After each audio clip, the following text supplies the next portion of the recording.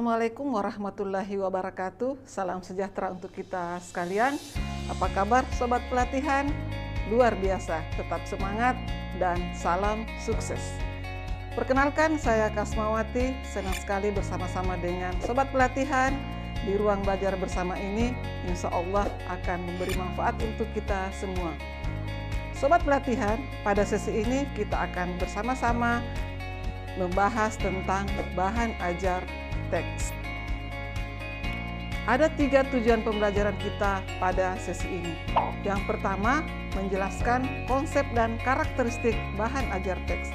Yang kedua, mengidentifikasi jenis-jenis bahan ajar teks. Dan yang ketiga, mempraktekkan penyusunan bahan ajar teks. Sobat pelatihan, bahan ajar merupakan pendukung pembelajaran dan sangat penting digunakan oleh guru dalam proses pembelajaran. Dengan bahan ajar, guru dapat menciptakan suasana atau lingkungan yang memungkinkan siswa untuk belajar dan mendapatkan pengalaman belajar yang bermakna. Fokus kita adalah pada bahan ajar teks. Apa sih bahan ajar teks tersebut?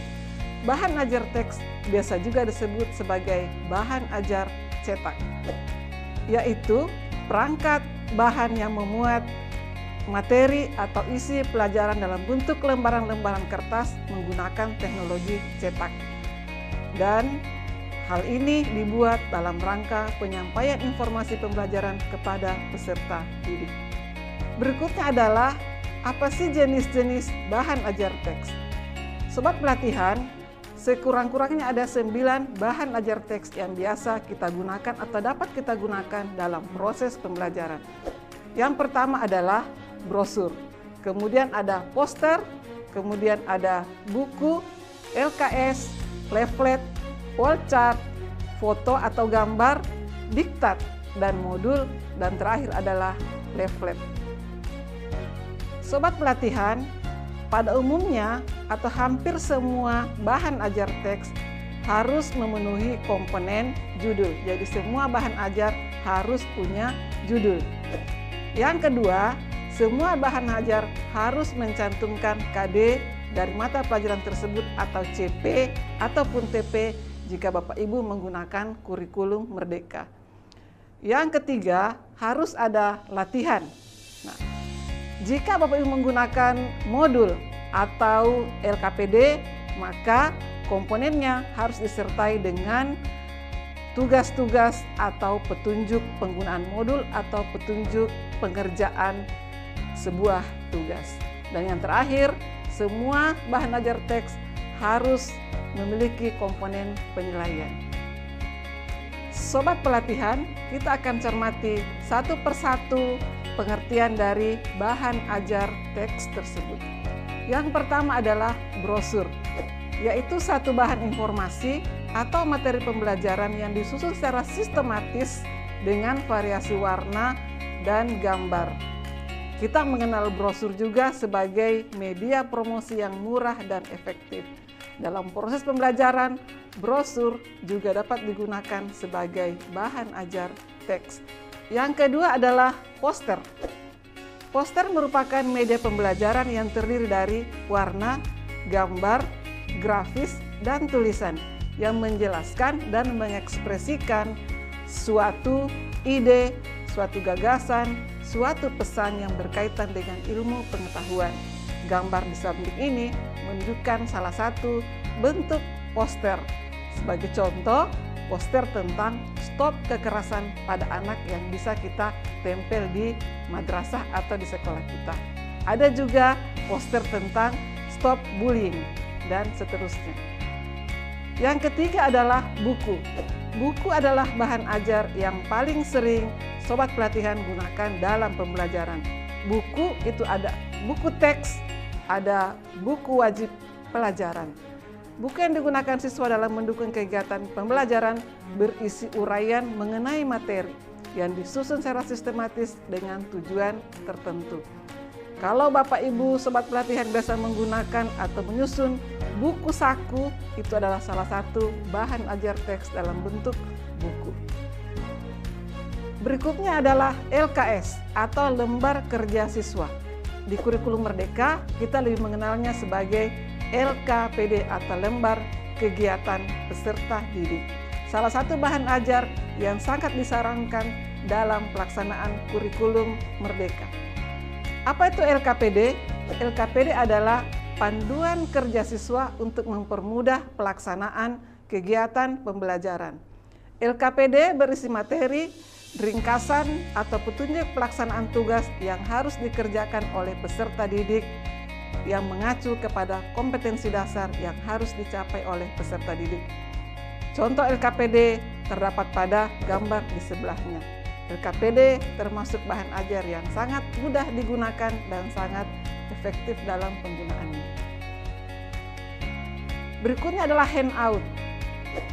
Jika sobat pelatihan membuat materi menggunakan media presentasi PowerPoint, jika materinya kita print atau kita cetak, itulah yang disebut sebagai handout.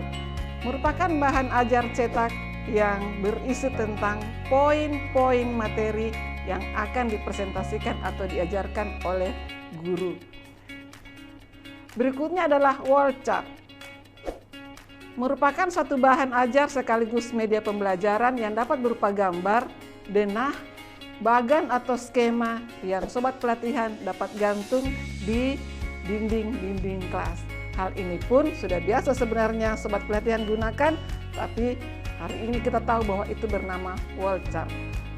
Berikutnya adalah gambar atau foto. Gambar atau foto merupakan bahan ajar yang sangat dikenal oleh sobat pelatihan karena sangat mudah didapatkan dan sangat sederhana penggunaannya. Kemudian kita mengenal modul juga sebagai bahan ajar teks. Jika Anda mengikuti pembelajaran jarak jauh, modul sangat familiar dengan sobat pelatihan. Modul merupakan satu kesatuan bahan pembelajaran yang dapat dipelajari oleh peserta didik secara mandiri tanpa campur tangan pengajar. Karena itu, modul harus disertai dengan petunjuk belajar serta alat evaluasi. Berikutnya adalah leaflet. Leaflet merupakan media cetak yang berisikan rangkuman materi pembelajaran. Kelebihan media leaflet adalah siswa dapat belajar dengan kecepatan masing-masing. Materi pembelajaran dapat diakses sedemikian rupa sehingga memenuhi kebutuhan siswa, baik yang cepat maupun yang lambat membaca ataupun memahami. Sobat pelatihan, demikianlah contoh-contoh dari bahan ajar teks. Pada sesi berikut ini, kita akan praktek menyusun bahan ajar teks yaitu LKPD. Mengapa LKPD? Sobat pelatihan, sebagaimana yang saya sampaikan sebelumnya bahwa LKPD sangat direkomendasikan penggunaannya pada kurikulum Merdeka. LKPD singkatan dari lembar kerja atau lembar kegiatan peserta didik. Sobat pelatihan, selama ini kita mengenal LKPD hanya digunakan untuk mapel-mapel atau mata pelajaran IPA. Ternyata LKPD dapat digunakan pada semua mata pelajaran, tergantung bagaimana kreativitas guru membuat LKPD. Nah, dengan menggunakan LKPD, kegiatan pembelajaran akan berlangsung secara efektif dan efisien. Guru hanya memfasilitasi pembelajaran dalam kelas dan siswa belajar secara mandiri dan mengerjakan tugas sesuai dengan petunjuk yang terdapat dalam LKPD. LKPD adalah sarana untuk membantu dan memudahkan proses kegiatan belajar sehingga terbentuklah interaksi yang interaktif antara siswa dengan guru. Dengan LKPD ini, aktivitas belajar dan prestasi belajar yang dimiliki oleh siswa insya Allah akan meningkat. Tujuan LKPD. Sobat pelatihan, dalam membuat bahan ajar teks kita harus punya tujuan. Kenapa kita memilih LKPD? Yang pertama, LKPD mengaktifkan siswa dalam proses belajar mengajar. Yang kedua, membantu siswa dalam mengembangkan konsep belajar. Yang ketiga, melatih siswa dalam menemukan dan mengembangkan keterampilan.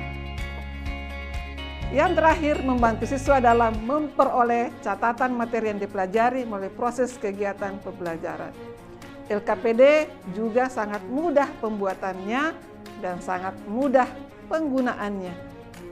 Mudah, murah, dan efisien. Sobat pelatihan, berikutnya adalah cara menyusun LKPD. Yang pertama adalah menganalisis kurikulum. Sobat pelatihan harus memastikan apa TP atau apa KD dari mata pelajaran Bapak Ibu sekalian. Tidak semua KD dapat menggunakan LKPD. Langkah ini dilakukan agar guru dapat menentukan materi yang membutuhkan LKPD atau tidak membutuhkan LKPD. Guru dapat melakukannya dengan menganalisis materi pokok, pengalaman belajar, serta materi yang akan diajarkan. Yang kedua, menentukan judul LKPD. Sobat pelatihan, semua bahan ajar harus punya judul, termasuk LKPD. Nah, ini dapat dibuat berdasarkan hasil analisis standar kompetensi dan kompetensi dasar, materi pokok, serta pengalaman belajar seperti apa yang ingin kita sampaikan kepada peserta didik. Dalam pelaksanaan penentuan judul LKPD dapat dibuat dari satu kompetensi dasar selama ruang lingkup tidak terlalu besar, tidak terlalu besar ruang lingkup materi. Yang ketiga adalah penulisan LKPD. Dalam penulisan LKPD terdapat beberapa hal yang harus sobat pelatihan perhatikan. Pertama adalah merumuskan kompetensi dasar dan indikator pembelajaran. Kompetensi dasar jika Bapak Ibu menggunakan kurikulum 2013. TP jika Bapak Ibu menggunakan kurikulum Merdeka. Berikutnya adalah menentukan alat penilaian. Sobat pelatihan, bahan ajar apapun harus ada alat penilaiannya, yaitu alat yang digunakan untuk menilai proses kinerja dan hasil belajar peserta didik. Dapat berupa pilihan ganda, esai, kinerja, atau produk. Yang berikutnya adalah menyusun materi pembelajaran. Salah satu komponen dari LKPD adalah materi pembelajaran. Materi dibuat mungkin dalam bentuk teks, mungkin dalam bentuk tabel, grafik, atau infografi. Ini sangat penting sobat pelatihan karena dapat meningkatkan kemampuan literasi peserta didik.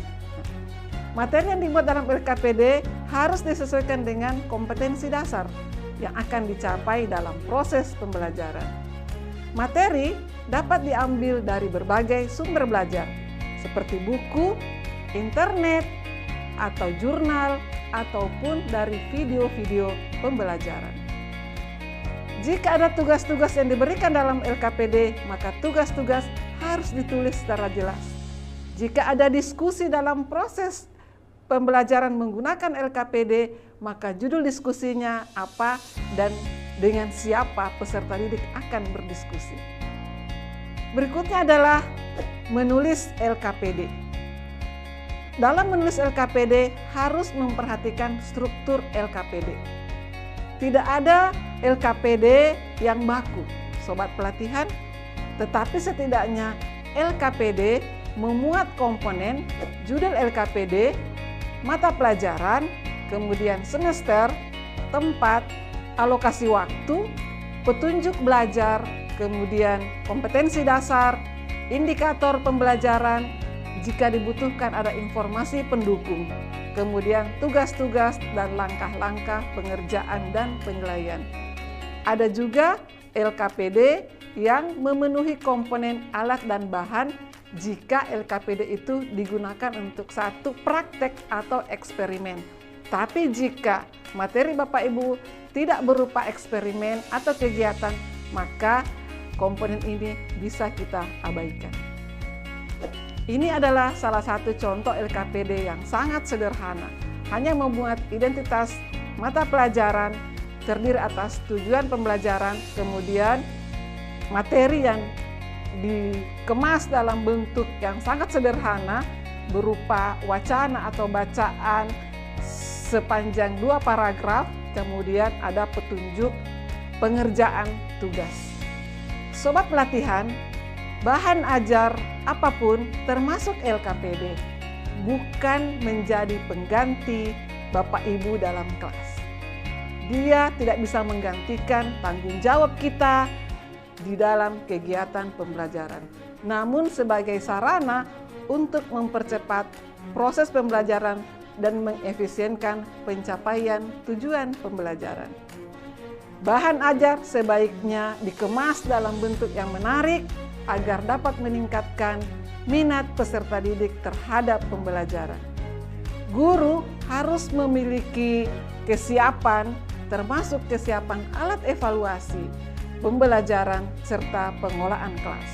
Karena bahan ajar teks sekali lagi tidak menggantikan tugas dan tanggung jawab guru di kelas.